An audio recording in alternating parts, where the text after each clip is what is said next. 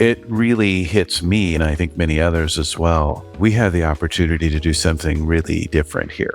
I'm Vince Granato. I'm the Chief Projects Officer for the Port of Portland. Port of Portland runs the Portland International Airport in Portland, Oregon. About 5 years ago, we created a division to come over and figure out how we were going to deliver a number of different projects, but the big one was this remodel of the main terminal building. Everybody loves to talk about the carpet pattern. People would just put their feet on the carpet and take a picture of it, and everybody knew, oh, you're at the airport. They called us and they said, we'd like you and the team to go visit a forest and then meet with the Yakama Nation. And we hear how they're managing their resources. And this phrase that they use that just stuck with me about we're more interested in what gets left behind than what gets taken. Hey guys, I've got a quick request. Could you subscribe, like, and comment if you like the content we're making? It's really important to support the channel and carry on having great guests like we've had. So subscribe, like, comment. Very important. Thank you.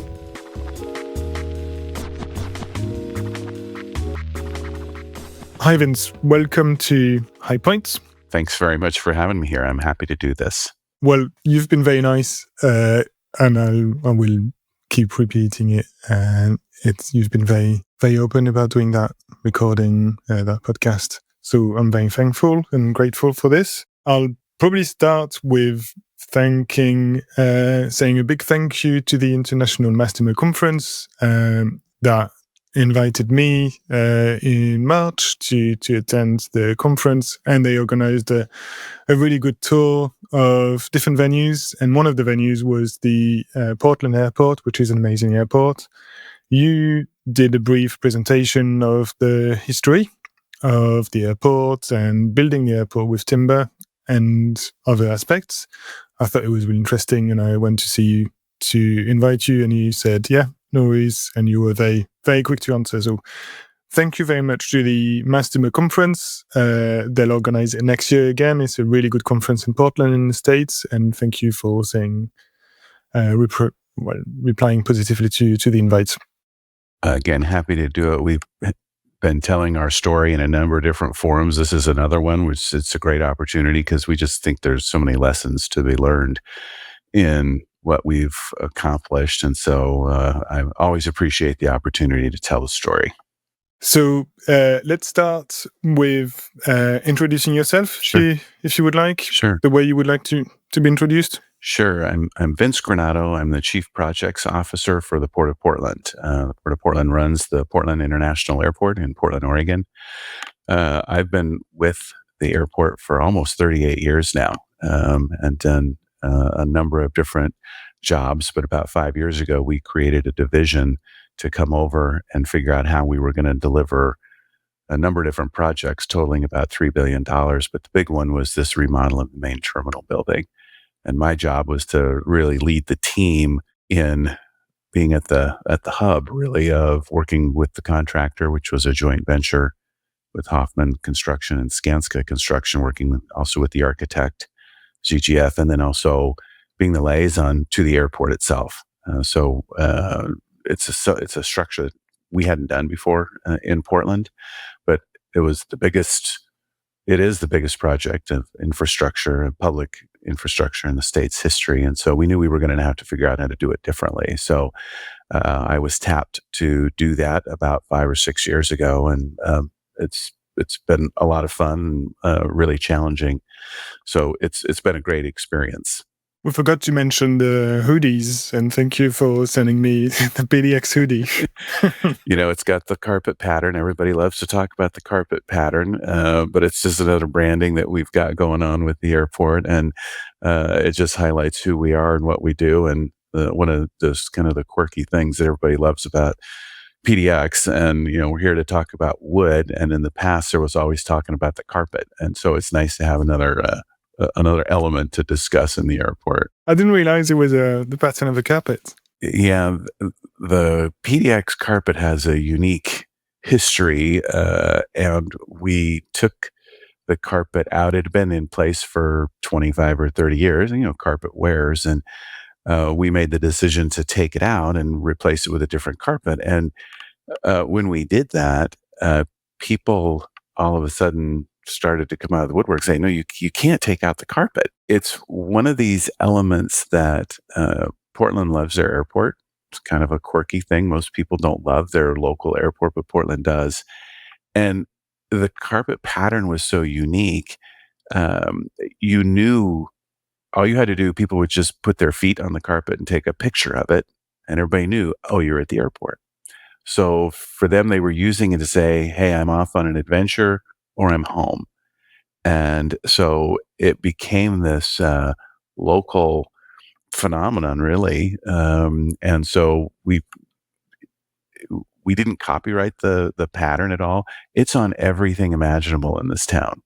It's on soccer scarves. It's on coffee mugs and bike helmets, and so it's this local thing. It had its own Instagram page. It was kind of weird, to be honest. And but again, what it was this reflection of how much the community just loves the airport. And so one of the first questions I always get, you're bringing back the carpet, right? You're bringing back the carpet. And so we have a new pattern that's somewhat reminiscent of this, but we actually did bring back some spaces in the terminal building that have the old carpet pattern on it, just for nostalgia, a look back at our history, little Easter eggs throughout the airport, as people find it a little surprise to say, hey, I can still do we call them foot selfies, that people can still have their foot selfie.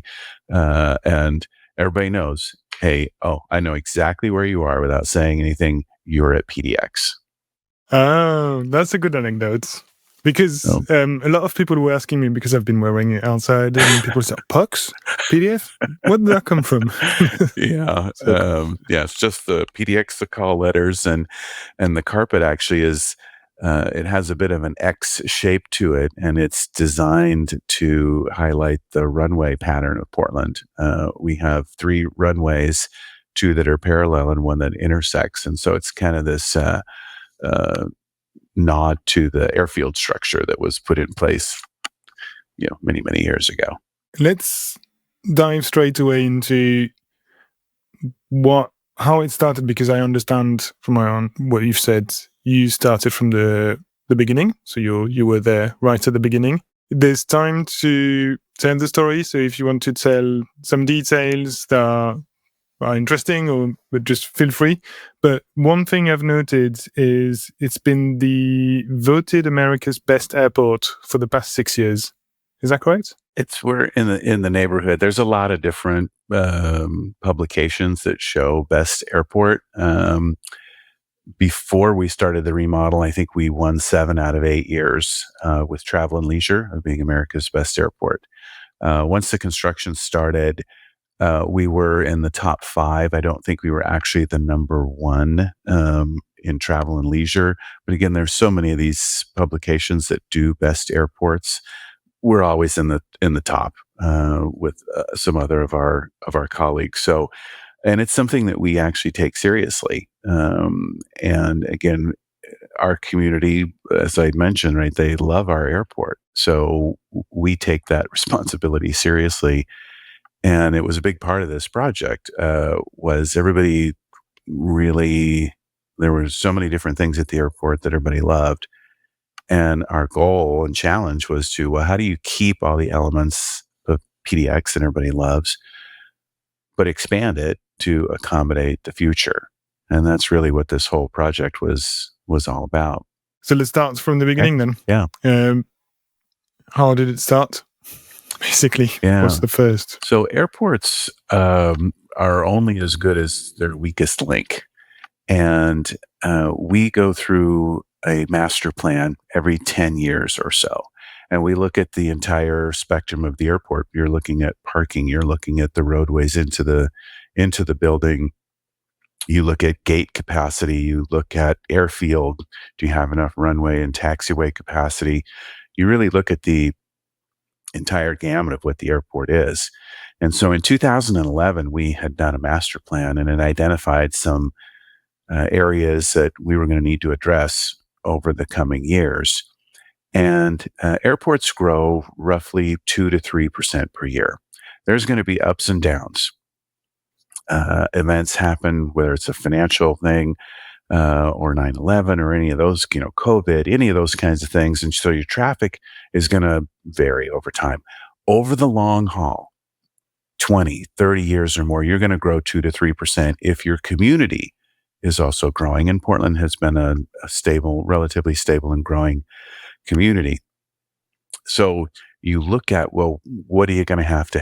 And so in 2011, we saw a number of things that we were going to need, and we were going to need some more gates. So we built an extension onto one of the concourses, and we added 6 more gates. We were going to need some more parking. So we built a new parking garage adjacent to the building. And we also were going to need more room for all the rental cars to grow. And so we added a facility that allows all the rental cars to be on site. And that was another project that my team did as well. It's a service issue. We wanted all the rental cars to be here. Lots of airports, you have to get on a train or a bus or shuttle, something to do in a rental car. In Portland, we want you to be able to just basically walk across the street and get your car. So we did that. The big part that we saw from the master plan, however, was that we knew we were going to need more passenger processing. And that's really the front of the house, getting through ticketing, security, the circulation. Our old building was built in 1956, was the original building. It had been added to 6, 7, 8 times and stitched together in various forms, all under different codes, different architecture. It had columns everywhere. It had seismic shear walls just everywhere. So whenever there was an event that would happen that would cause us to change the operation, we couldn't change anything. We were just stuck. And so you figure out a way. But we knew as we were going to grow over the next 20, 30 years that we were going to need more space. And so we started down a path of exploring what would that main terminal look like and how would we get the growth and flexibility that we needed to accommodate the future growth. Because what we don't know is how will the passenger journey change in the next 2 decades? And we know it'll change, but in what form does that take? And there's always new technology coming along, right, that enhances the journey. Everybody's using smartphones, obviously, but how much of that, what does that change? So much of the airport experience now is very self-service from what it was even 5 years ago, let alone 10. So we had to come up with a plan for how do you give yourself enough flexibility in that main terminal to allow for growth, but still create a system that it can adapt and adjust depending on how airlines operate. Will there be health screenings in the future, more security, different technologies? And so that really drove the architects, which was ZGF, a local firm here, to help us create this big open space. And we toured a lot of airports, both across the United States and internationally, to see who are the really good airports out there what are they doing? How are they doing it?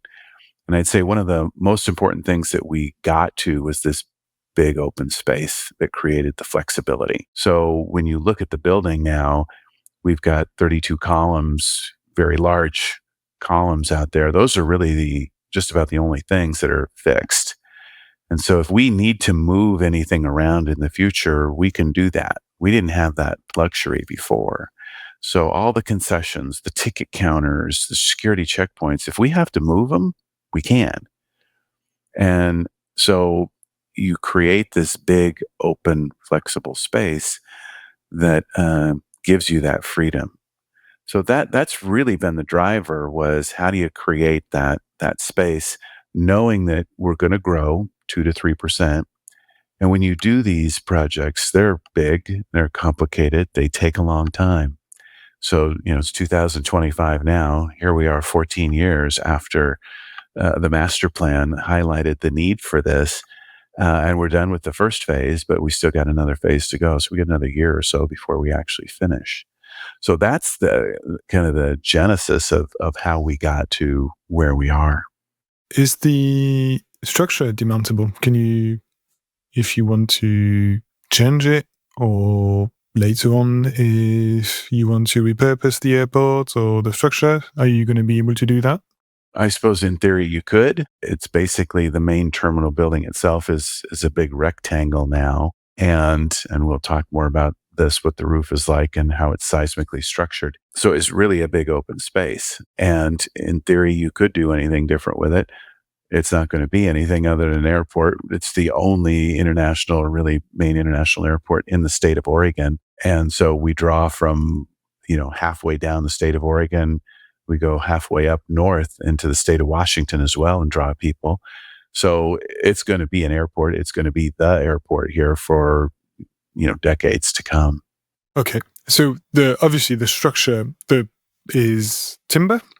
And the first question is, when did you think about using timber and who thought about it? Yeah. So when you look at the airport, when you walk into that main terminal building, the thing that draws your eye is the ceiling.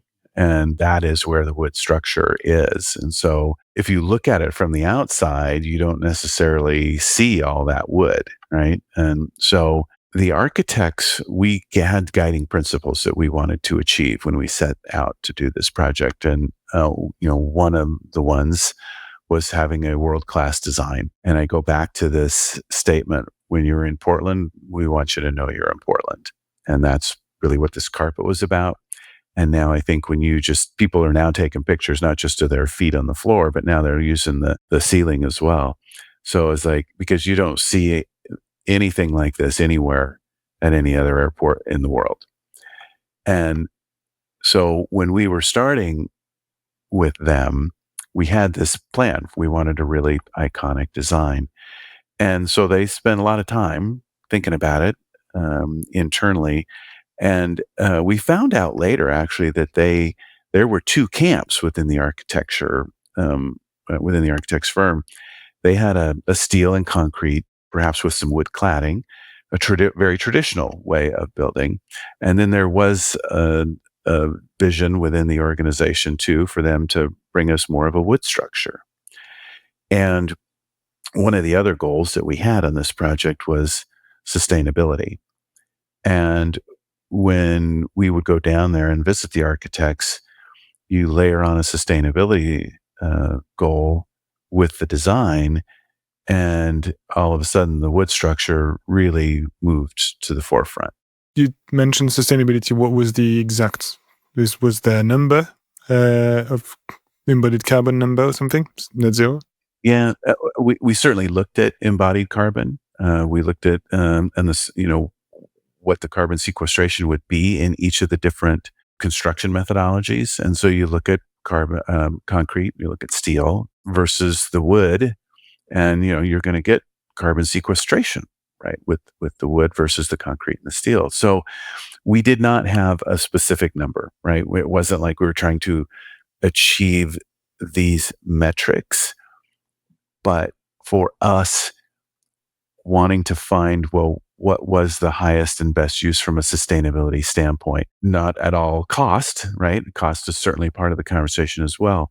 But we felt like if there was an opportunity where it was relatively equal, we're going to go obviously in the more sustainable way. So they brought us this wood concept, this very first one. And it was really intriguing for us because it met more of those sustainability goals. And it's also just beautiful. One of the things that you find as you go throughout the world and you travel, airports have a tendency to look pretty much the same. And it's a really kind of a common utility. There are beautiful airports in this country and in the world for sure. But there are some consistencies that you see. And we were trying to do something a little bit different. And so when you get to this goal of this world-class design, the sustainability factors, the flexibility, you kind of bring all those things together. And it pretty quickly moved us to this, okay, I think we're going to go down this wood path, which was just the start of a number of different challenges. And I'm sure we're going to get into here, and opportunities really that it created for us. So you decided you got bought on the idea of timber, And what was the consequence? Did you say, okay, so we'll go for timber definitely, or you thought, okay, let's have a think of timber, but also let's keep an eye on other methods of construction? Right. What was your idea?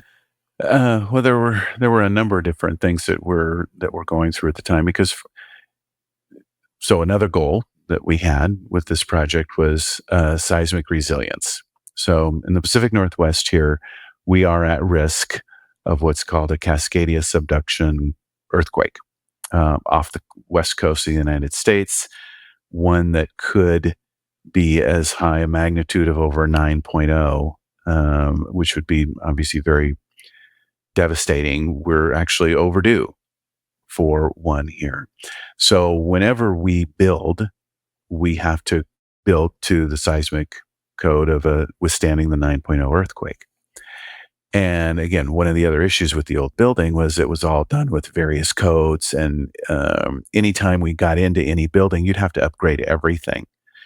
And it's just really complicated to try to manufacture a solution. So, which is why we ended up doing the big project. Another reason why we did the big project. So, with the seismic resilience, we were looking at, okay, now we need to create some kind of a structural resilience in the building itself. And how do you do that? Is it through the floor system? Is each building independent from, the new building versus some of the old structure? And so this concept of having this big open space really led to this other element with the roof of being the whole roof actually sits on the columns and can move in any direction. So up to about 24 inches. So there are these base isolators that sit on top. So if that roof starts to shake because of a seismic thing, it's going to stay in one piece and it's going to protect the area underneath it. So, that's another element that we had to deal with was just the seismic structure.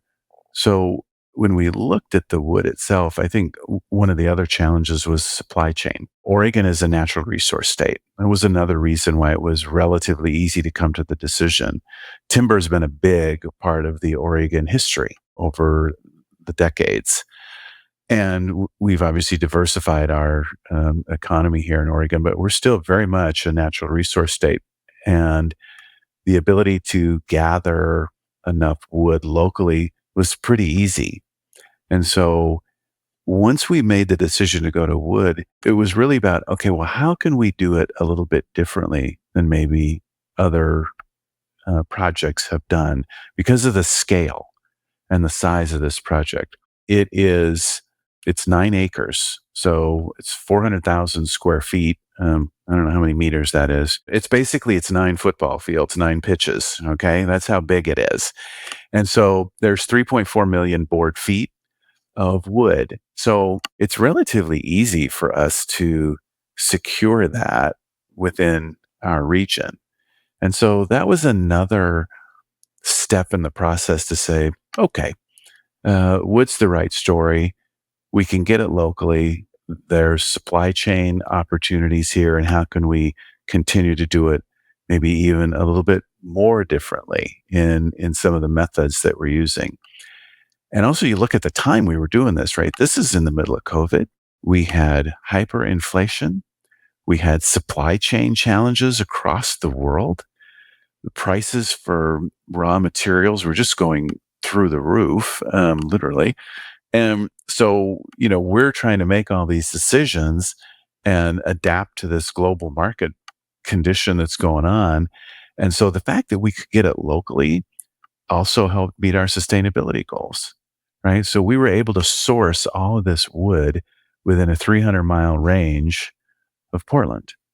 So we got some in the central Washington, certainly down in central Oregon. So that sourcing story was another example for us to be able to meet sustainability goals that the wood created versus a concrete and steel structure.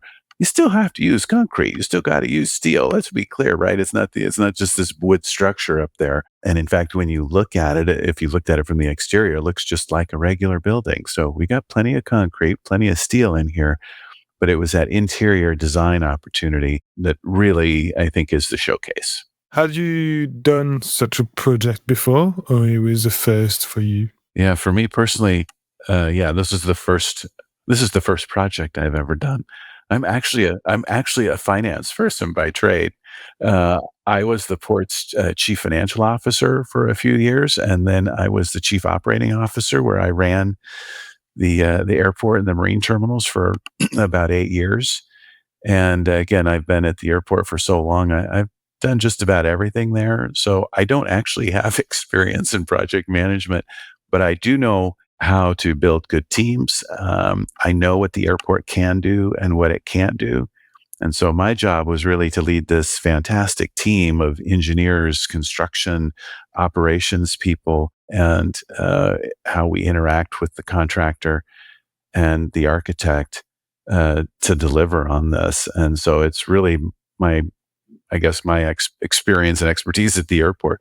It's the first project I've really ever worked on, certainly in this role. I've been around the projects, obviously, for many years, but in a different way. Well, because we're on the finance topic, then I'll carry on. First of all, how do you financially plan for a project for such a long time? And then what were the financial consequences of using timber? Because we know timber can be quite expensive.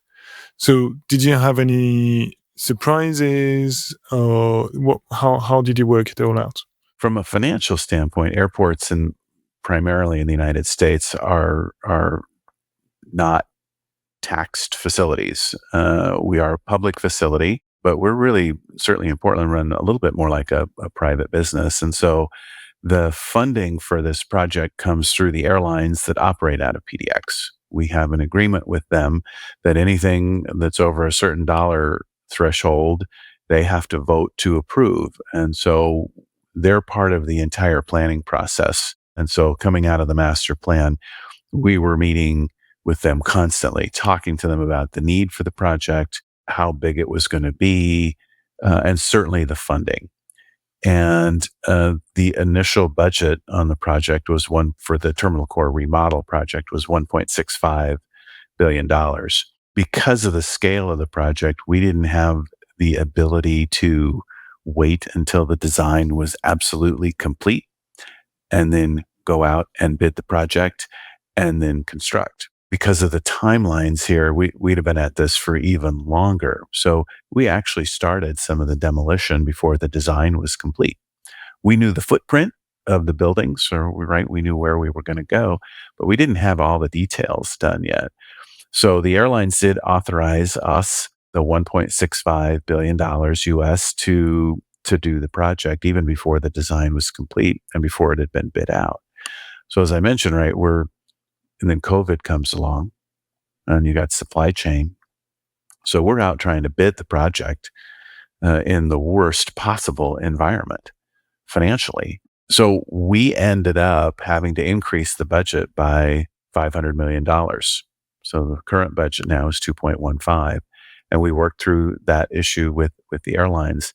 Just after the episode, Vince sent me an email to clarify a few things. So the roof structure, which includes the roof itself, the columns, and the foundations, was about $220 million. The cost to use wood versus concrete and steel was negligible to the overall $2.15 billion budget. Back to the episode. It was really three issues there. Schedule got impacted. The demolition was way more complicated because that old 1956 building kept offering all kinds of surprises that we didn't know about. Such as? When we were demolishing a portion of the building, let me step back a little bit.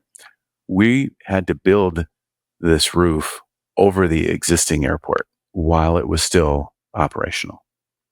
So we actually built the roof on the other side of the airfield and in modular sections. And then we deconstructed it and moved it over piece by piece and put it over the top of the building.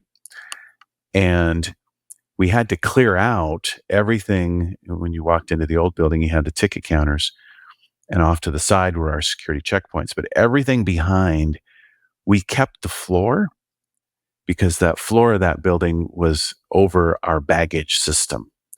But everything above the floor, we had to demolish and rip out. So we are then having to strengthen the floor because that floor actually then became the ceiling over the bag system. And it was going to be open to the sky until we could move the new roof in. So as we were demolishing some of that and to try to restructure it, it was crumbling in spots that because every core drill, every penetration that went into that floor over the last 70 years, it just started to crumble. And so we ended up having to patch 13, 14, 1,500 holes in that floor from stopping to falling down into our baggage system. So we just had to stop the demolition to figure out, okay, how do we do this before it just crumbles apart? Because it was, again, old and not designed structurally the same methods that they are today. So we lost a little bit on the schedule. Then obviously just the supply chain of trying to get the product. We would get a bid in. So we were out soliciting bids for the project, and the bid would be good for 3 weeks. You can't even evaluate the bid and to accept it because people just didn't know what was going to happen to prices in raw materials.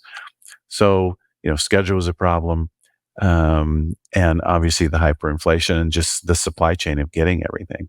So our project did add $500 million in total. And the airlines, we went to them, explained everything. Nobody was happy about it, right? But we had to do what we had to do. So when you look at the roof itself, again, the project is $2 billion. There's a lot in this project. The roof's a very small portion of what the total project is. So did we pay a little bit more for the wood? It's really hard to say of what would a concrete and steel ceiling and roof cost versus what the wood was. Given that environment, it's really hard to say. But what I will say, and we'll talk more about this, and when we get into the sourcing story, we started to look at, well, how do you define the cost?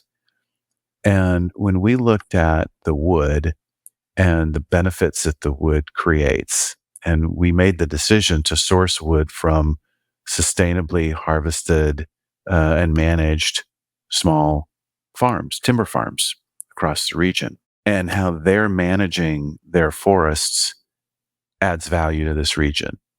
And so we felt like, look, even if we are paying a little bit more for our product, the value that we're getting from a regional perspective, that the land is being managed more sustainably. You look at snowpack, tree canopy, water quality, river quality, fish habitat. You look at all of those things, we're okay with that because of our broader sustainability goals. So again, in the big scheme of things, it's really hard to say how much more that roof might have cost. Again, the whole roof is probably $7, $8, $10 million in total, right? How much would it have cost in a steel concrete structure? I'm not sure. But when you're talking, $2 billion, that roof it's not a material part of the conversation. What's the benefit for you to make an airport that stands out and is different to the others? You could have done something, I'd say, simpler, not that it's badly complicated. Yeah. It looks great. Yeah. But obviously there's a financial impact of this. What does that bring to you? Or obviously the ports of Portland? Well, I think our region here expects it. That, again, it goes back to this love affair that the community has with the airport. And Portland is that kind of a sustainable region, right? Those things are important to the Pacific Northwest. So I think they expect that. So for us, being able to do it a little bit differently is just part of our DNA. We have typically done things here a little bit differently, and it's been recognized, and we've had good results. Again, you mentioned at the beginning of the program here about we do get America's Best Airport a lot. And so that has served us well.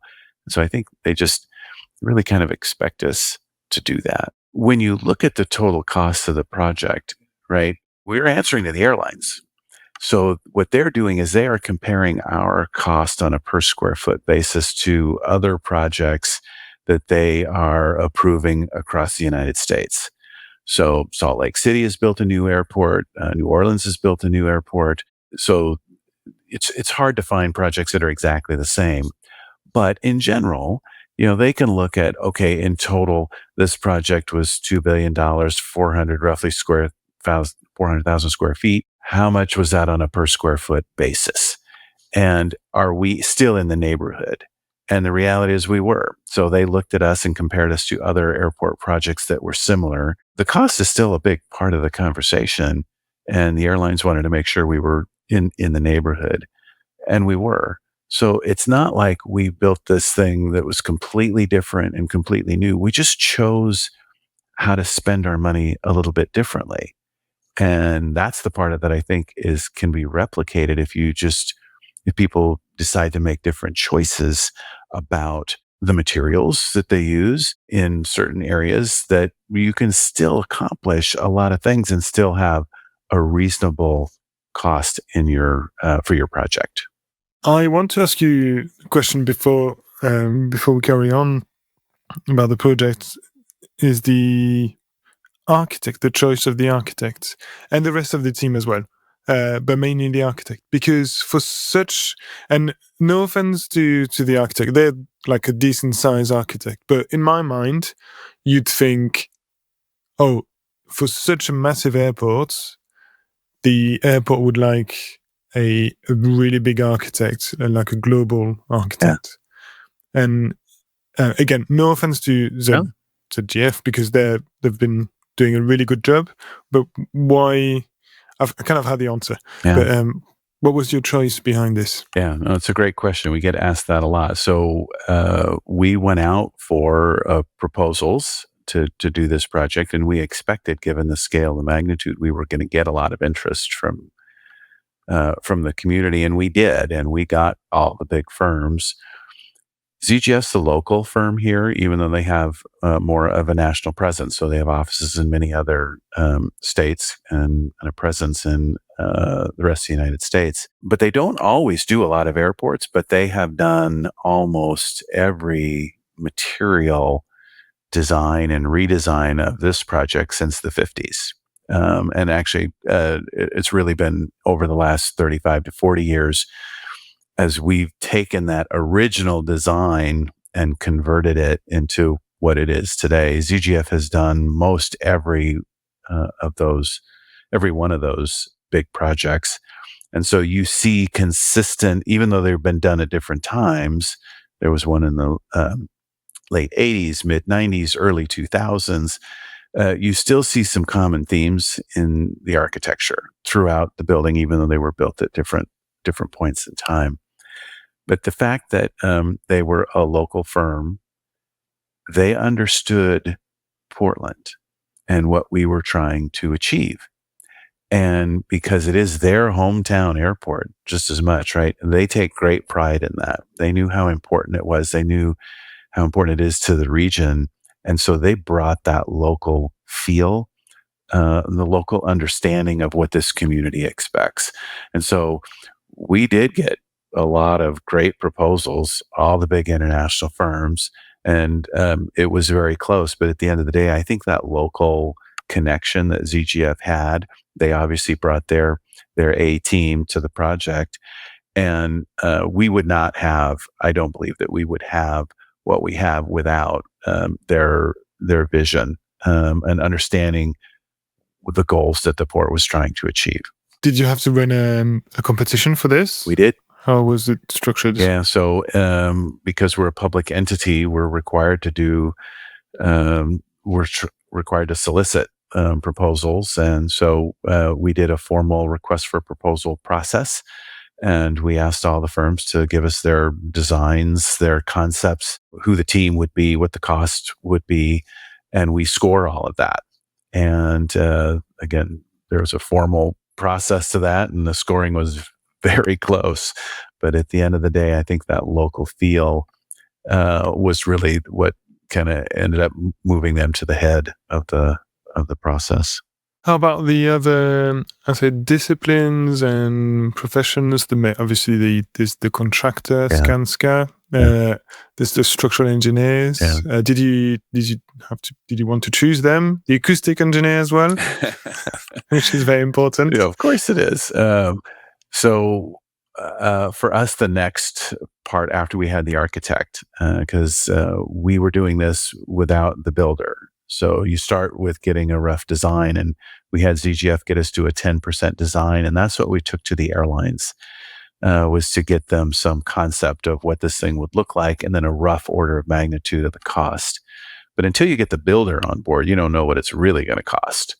So as we were going through the design and getting some of the approvals, we started to do the same process for a contractor. We actually have a joint venture between Hoffman Construction, who is a local company here, but has been doing more. They're based locally here, but they do work all through the region, and Skanska. Because of the scale of this project, we felt like we were going to need a big workforce on this.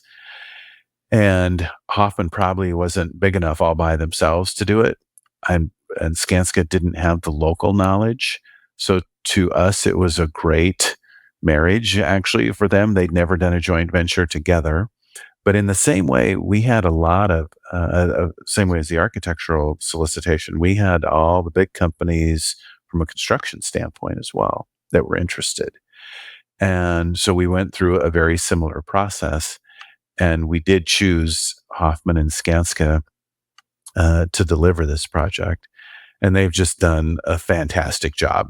What they each bring to it, Hoffman brings that local knowledge. They've done a lot of the projects here. They are the ones that installed our baggage system many years ago, and they've done various additions. Skanska did the extension of the concourse where we added 6 gates. So they were familiar with us, but they understood who we are and what we were trying to achieve. And just operating an airport is complicated. It's a very difficult space. There's limited windows that you get to work in because the airport's got to stay open and operational 24 hours a day. And so it was this great union of 2 fantastic firms that have just done a tremendous job. So for us, we get the architect and we get the primary contractor. Now, when they talk to us, they bring the subs. So they have their key trade partners. So who's going to be the electrician, who's going to be the structural engineer, who's going to do all of those different. And that was part of our evaluation too. So each company that came in said, hey, we're going to go with so-and-so to do our mechanical systems. We're going with this company to do. And so it was really a team that we were evaluating. But there are a lot of, all the big firms were interested. And so they were all partnering with all the contractors and all the architects as well. So I like to say we really had this fantastic all-star team that came together to deliver this. So how long did it take to do the design? And also, did you have Skanska and the Hoffman doing the design? As you said, you started the demolition during the design. No, the design was really all about ZGF. Now, Hoffman and Skanska certainly were evaluating the design and interpreting constructability, right? How's this going to work? Can you actually build this thing? Mm-hmm. The other thing that we had early on that we worked with the airlines on was we had an independent third party evaluating the architect's work and the Hoffman Skanska proposals and their estimates of the project as well, to make sure that we were sort of in the neighborhood, right? The architects do an initial cost estimate, but until you get the contractor on board, you don't know. And so then we got the Hoffman Skanska team on board, and they gave us a cost estimate. And then we had an independent third party, which was Turner Construction, who evaluated that. And so we had a pretty narrow view that we think, we feel pretty good here. We got 3 different sets of evaluations on what this thing is going to cost. So that's how we ended up at the 1.65 and actually felt really good about that. It was all these exterior conditions that we couldn't control that drove the budget increase. But the partnership between Hoffman, Skanska, and ZGF, yeah, as they came together, they were very much involved in the discussions about, okay, how are you going to build this?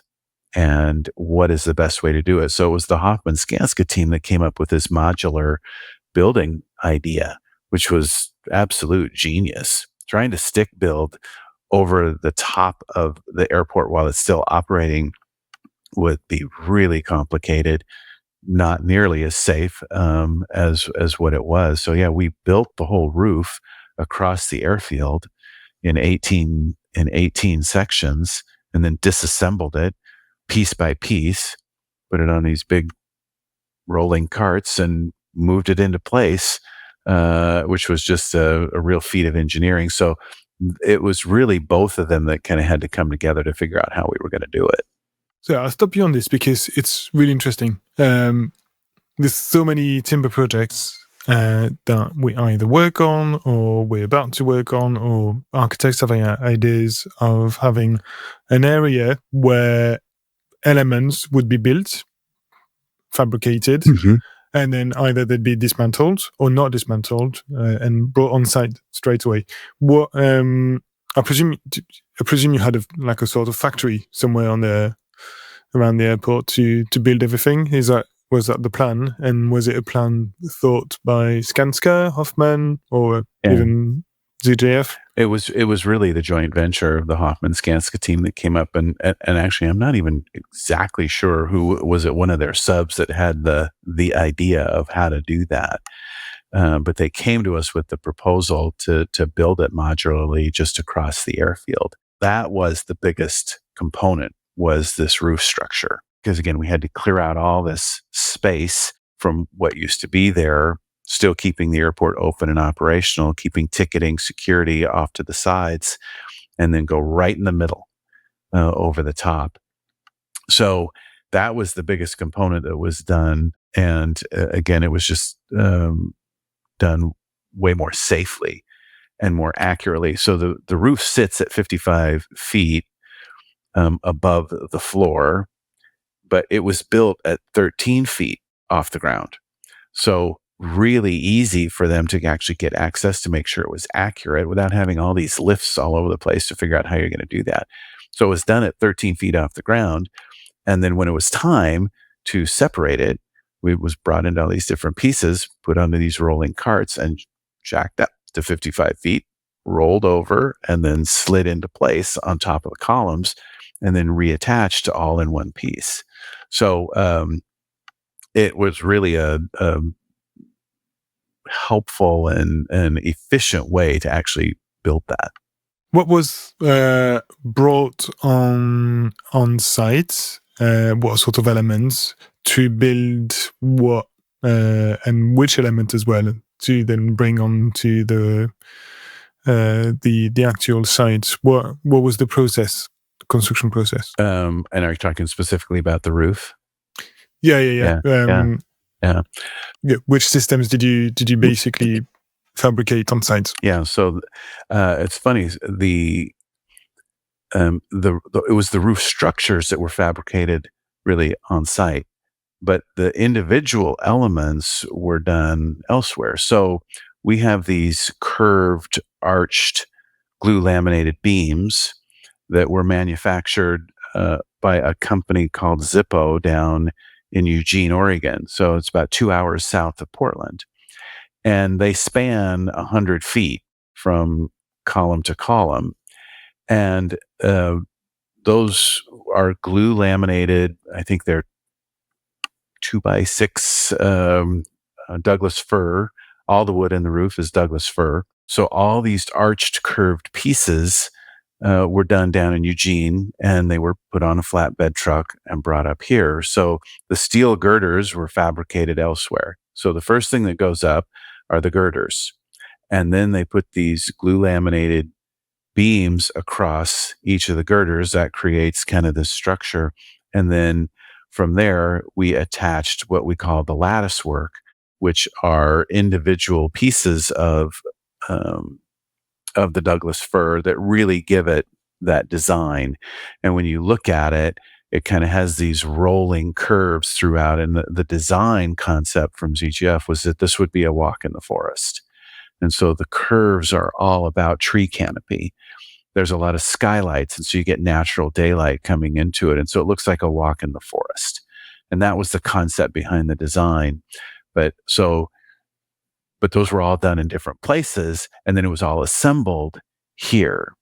The columns, the big, massive Y columns that we have were done in Vancouver, Washington, right across the river from us. So those were all fabricated just over in Vancouver, put on big trucks, come down Airport Way in the middle of the night, and then taken off and use big cranes to put those into place. So it was all those elements. There was, obviously not everything was fabricated directly here at the airport, but all the assembly came together on that roof structure across the field. We get that topic so much, and I've even published a small blog post on how to make arenas and performance venues with prefab options, because it's really challenging to make it out of timber, not only for the acoustic design, but also in terms of materials and bringing them on site. And obviously you need big spans to have uninterrupted floor areas. So I would hope that there's a similar model that would be done for large stadiums, large arenas. And then the other thing is, I'm working on a project where the idea of the architect is to have build a small factory near the site, and they would take the opportunity and have a deal with the contractor to train local people who are in need of jobs, and they would train them to build their elements and then bring them on site. I think that's one of the benefits that this design had, was the fact that we could do so much of it locally. We could source the material locally. We could fabricate it, what I would consider locally, right? Eugene is 2 hours south. Vancouver's 30 minutes north. And all the material could come within 200-300 miles. And it was all being done here by local craftspeople. And so we weren't having to go across the United States or across the world for all of the material. Some material had to be done that way. The glass curtain wall, they're large panels, and you can only find those in certain markets. And we ended up having to get ours from Ireland. So it's not like everything was done here locally, but predominantly most everything certainly that could, was done here locally to support the local community and the local jobs. And that's the other thing with the sourcing too, is to be able to find those small, sustainably managed forests and give those folks an opportunity to participate in a project that they might not under normal circumstances. Airport projects are big, complicated. Speed is important for sure. And so people have a tendency to use a lot of the same suppliers, and we wanted to try to expand that as much as possible. As we're on local communities, during the tour, there was a lot of chats around there, focused on obviously local, but showcasing local artists, restaurants, shops, and also local tribes, which I don't know if it's a hot topic at the moment, but realizing the history of the settlers, how horrible they've been, is exactly the same for Europeans going to Africa. I think especially my generation is so much more sensitive to those stories and hearing what's been really horrible in the past. But yeah, do you want to comment on this? Sure. Add to this? Yeah, I think it's certainly much more at the forefront of the discussion than it ever has been, about acknowledging where we sit, and that this land has been occupied for centuries, much before we were here, and acknowledging that in some form. And so we've been certainly focused on that and working with our local tribes here and in the region as well, and trying to create opportunities and partnerships to work with the tribes that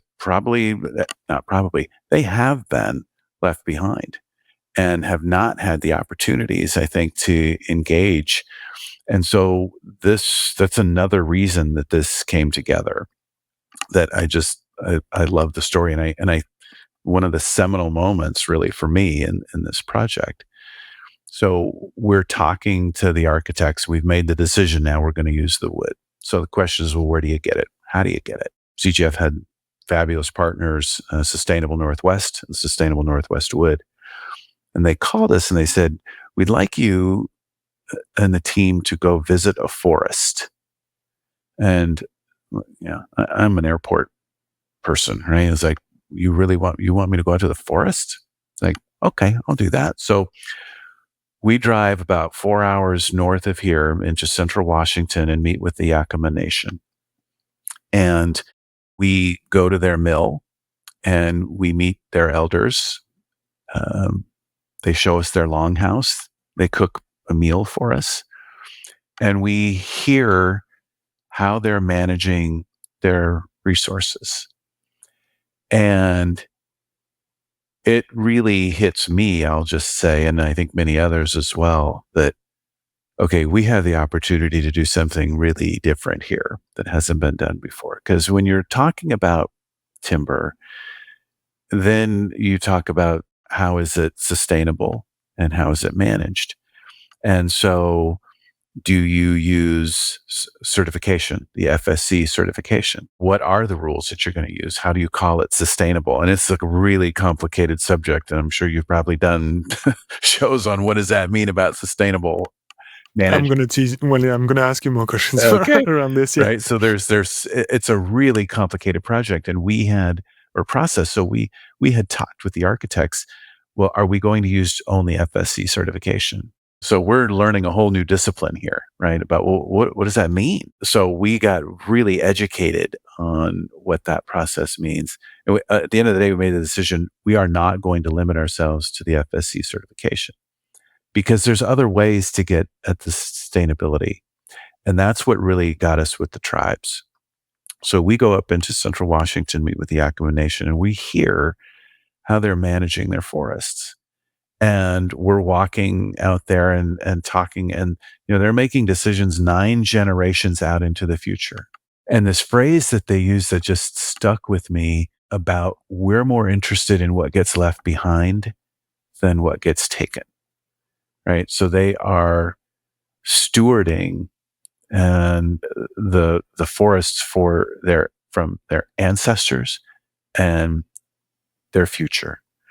And that just really hit us, and I'll just say hit me very personally about, okay, this is something different, right? And I think most projects, just get me the material here.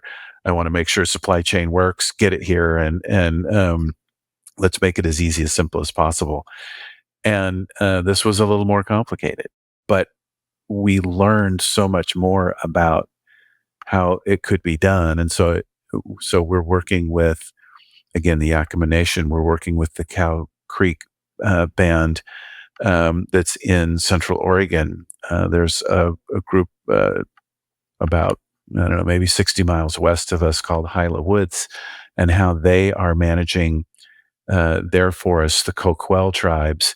And so being able to work with those partners, I think, just helped us again meet some of the goals that this region expects about doing things a little bit differently, and involving folks that just haven't had an opportunity to participate in these kinds of projects. So it really was that moment, walking in the woods and hearing from the elders in the Yakama Nation, is just like, that's when it really hit me. We had the opportunity to do something different. Do you know if people have done similar things, like building-wise, or absolutely use the example or the route you've set, or maybe you weren't the first ones to do it? We're certainly not the first ones, right, to use timber. I think what we had, though, is the benefit of the scale. I think this is probably the largest. I think we say it is the largest wood roof structure, right, that you're going to find anywhere. So that's what we have, is the ability to showcase this. And I think that's what everybody also understood, was that all of a sudden we had scale. And I remember I toured a lot of forests, which I did not expect to do in this project, and meeting with some of the people, and they had tears, right? Because they felt like somebody was finally hearing them, that the story that and how they had been doing, that it mattered and it was important. And all of a sudden we were going to have this scalable project that also is going to create the attention to highlight what they've been doing and that it matters. And so that was really heartwarming, quite honestly, for all of us on the team to be able to share that story. We were able to then, I think, take it another step further, because wood is a commodity, and typically the wood gets harvested, gets put on a truck, taken to a mill, chopped up, and scattered in any number of different ways. And we wanted to do it a little differently. So we talked to the mills and we said, can you segregate our wood so that we know that we're actually getting the wood that we're buying, that we're paying for, that the wood is actually coming from Yakama, Coquel, Hyla Woods, Cow Creek, all these different folks. Will you do that? And the mills said yes. And we just can't thank them enough for being willing to do that a little bit differently. So we were able to track and trace the wood that came in, and we actually know where a lot of it is. So when you look at each of the Y columns, there's always a round skylight over the center of the column. And we know that all of the wood that surrounds the beams that surround those skylights, we know that wood came from the Yakama Nation. So in the airport, we've got little plaques that highlight, hey, this wood here, this beam, we know it came from the Cow Creek Band. The concession spaces, those are also encased in wood.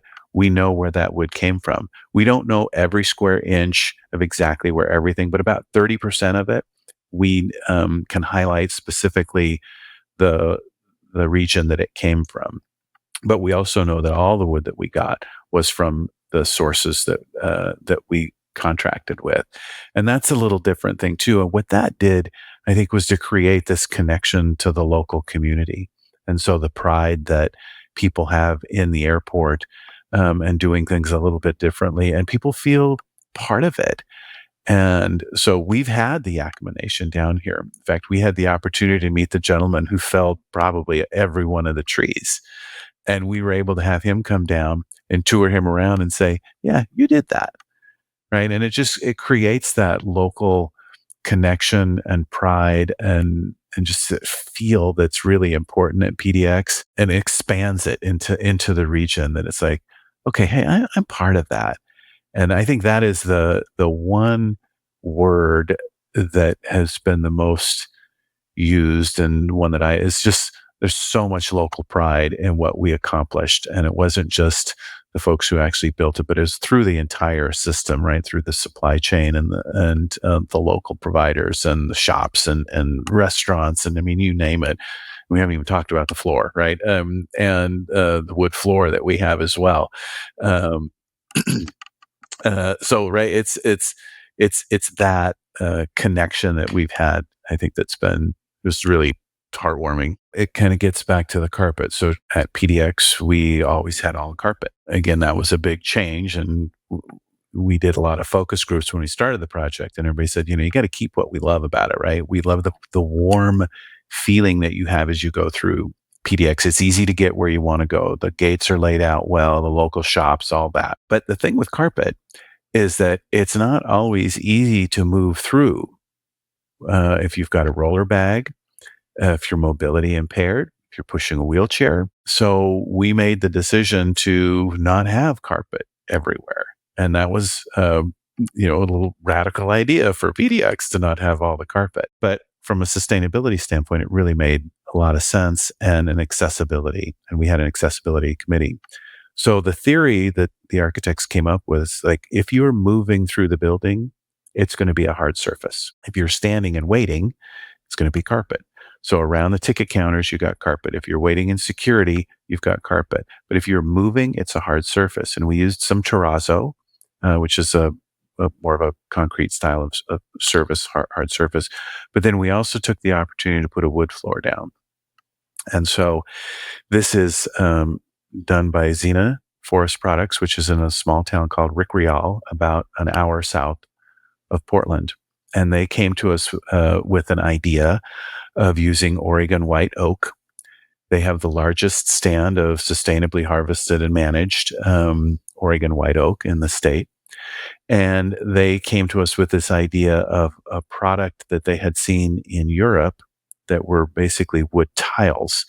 And they're small, maybe 1 inch by 8 inch slats that get put together and tied with a cable behind it. And then they're tiles that are maybe, I want to say, what are they? Probably 3 feet by a foot rectangles. But it's a way to use this great wood product here locally into this beautiful and durable wood floor surface.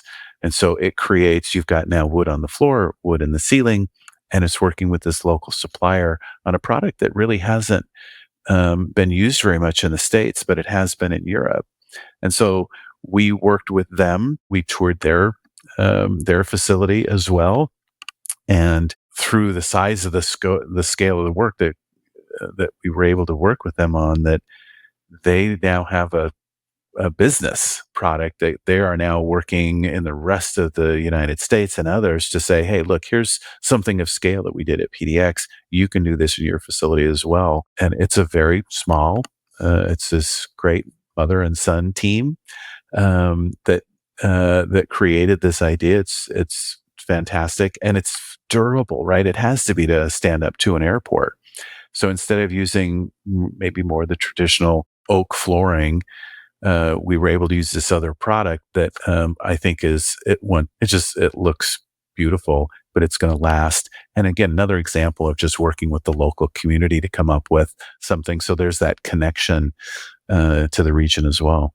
Sorry, a quick question about the different phase. So obviously there was 2 phases, and there's still a concourse, did you say, that is being finished? No, the concourse is done. So what we had to do... So we had our ticketing and our security checkpoints that we had to keep, obviously have to stay open and available the whole time. So we kept those open, and the security checkpoints were actually on the north and the south ends and of the building. And then as you walked in, you had the ticketing. So what we built in phase 1 was all new ticketing behind the wall of what we had, and all new security checkpoints and all new concessions. We were able to open all of those spaces, move the checkpoints, move the ticketing into the new spaces. And then so that was phase 1. Phase 2, now we had to go back and demolish all of those spaces and rebuild those to match. So we're rebuilding the front of the terminal building where the old ticket counters were, and on the north and south ends, we're building the areas where the checkpoints used to be. Those are going to be more concession spaces and circulation spaces, and new exits down into the baggage claim area.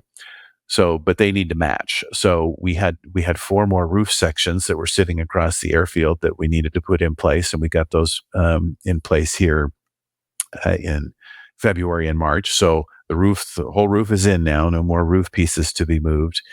And so we're building out underneath those. And so we've got another, 9-10 months or so before we open that, and the whole building will be complete.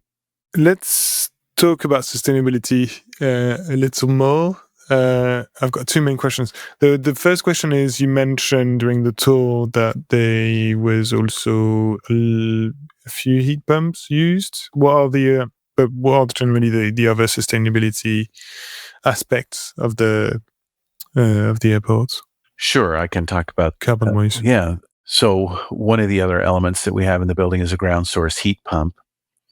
And similar to if you have a heat pump at your house, it runs a more efficient system for heating and cooling. So we're installing one for our new building, and the building is twice the size of what the old building was, but we're using the same amount of energy to run the whole building now. And that's a number of different things. That ground source heat pump is a big part of that. So we tap into the aquifer and an extraction wells, run it through the system. I'm not an engineer. I don't understand how heat pumps work. And then, and the water does its business, and then it gets injected back down into the aquifer. So it's this big open loop system. And so that has helped us. So we didn't have to add any what have been traditional ways of heating and cooling of a fossil fuel based heater and chiller. So we didn't have to add any more of those. We do have them as backups, but the primary, we expect to run 90 some odd % of it using just the new heat pumps. So that helped us. But you'll see in the pictures as well, a lot of natural light in the building. So a lot of skylights, tall glass, curtain wall, so that we don't have to use as much electricity just to even light the building. And so we just had a number of those things to try to use as little energy as possible. So again, at the end of the day, with the ground source heat pump, the use of natural lighting and so on, we're using the same amount of energy that we did in the old building, but it's twice as big now. And one question that is a fairly hot topic for my generation, or when we with some friends would try to avoid flying because we know the carbon impact of flying. Yep. You said that right at the beginning that airport traffic increases by roughly 2 to 5%? Roughly to 2 to 3 over the long haul. 2 to 3% over the long haul. So all what we're doing in reducing air traffic is just not gonna work in a way. What's your view on this? And do you think the airline industry is already trying to change something, making flying more sustainable and less carbon intense? It's a fair question, right? When you look at sustainability and emissions, right? Airplanes themselves are the biggest part of the process. I know the airline industry is focused on it, right? Sustainable aviation fuel and trying to use other sources of fuel to limit that as much as possible. It takes time, for sure. So when we had our conversations, we don't control that part of it. So what can we control? So all we can do is control our piece of the equation as much as possible. So that's when we looked at the airport itself. What can we do? So we have done things here where we have electrified our ground service equipment. So the tugs that move the airplanes in and out, the baggage carts, we're now using electrification of those vehicles and in a process here of changing out that whole fleet to get away from fossil fuel and using electricity. So we're doing that. And then what can we do within the airport environment itself? So we have our part of the equation, and we're doing everything that we can to make it as sustainable as possible. We support, obviously, all those things. So we have a fueling system at the airport that gets the fuel to the airplanes. We are here and willing to work with the airline industry to provide that infrastructure that would get sustainable aviation fuel into the aircraft. It's a process for them for sure, though, right? You're working with the refineries and all those companies and the engine manufacturers and all that stuff, right? Hopefully that it's supposed to be just drop-in fuel, right? You don't need to re-engine everything. So, but that is taking time. And so all we do is we feel like what we can do is participate in the process, support the process, and then take care of what we can on our side. And by the way, I mentioned that we try to reduce our flight time, but obviously I've massively exploded my carbon footprint by going to Portland. But anyway. It's complicated. Yeah. I know. Do you get consulted by other airports Do you get visited by airports wanting to do the same? And what do you usually tell them on what's possible for them and what's not so possible, or what not to do, what you would advise to do, you wouldn't do again? Yes, we do get consulted a lot. We've had a number of airports who've come out to see what we've done, and not just airports either. We've had other just large construction companies saying, "Hey, we've got a really big, complicated project. How did you deliver that?" So yeah, there's been a lot of interest. It's gotten a lot of attention. We've won a lot of awards, a lot of engineering awards, a lot of design awards, and it's gratifying, flattering, but it certainly draws attention. And I think one of the questions I get a lot is like, well, yeah, but you're in Oregon, right? It's easy for you guys. You live out in the woods. So fair point. So the question is, can you replicate it? I believe that you can. Are you going to replicate it exactly the way we did? Of course not. But I think if you have the intention to work with your local community, what can you do? And really lean into that conversation. So where are you in your region and what are your resources that are available? How do you use the local community more to be able to, because by doing that, then you are trying to reduce the carbon footprint of the supply chain. And do you have to get your material from a state across the country or another country? Sometimes you have to, right? It's just part of of how the building industry works. But if you can at least have be intentional about trying to make your project local. One of the things that we haven't really talked about is the shopping in Portland. All the shops that we have, all local brands that people know and understand. That's been the hallmark of PDX for over 30 years. This is just something that we've always done, is to focus on those local brands. Because when you're in Portland, you're in Portland and you're only going to see some of those brands. Not that we don't have other big brands here as well, but they're going to be local, uh, as much as locally owned and operated as possible. So I think those kinds of things is, if you're intentional about it and it's your goal, try to find out what you can and can't do here locally. And I think that's the big part of it. And then just, using your partners. We didn't know everything, right? We're airport people. We run airports, and it isn't very often that you get an opportunity to do a big project like this. And a lot of airports across the country are certainly doing that now and exploring that. So take advantage of that opportunity.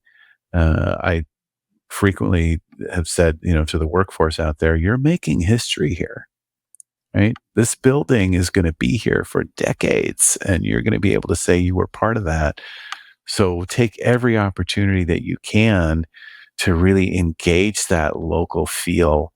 And I think that is a really important aspect that I think in the past, maybe airports have had to just, let's get going, get it built, and a lot of more kind of cookie cutter designs from decades ago. And I think you're seeing that now, that people are trying to reflect their local community. You see it in Salt Lake, you see it in Kansas City, you see it in New Orleans.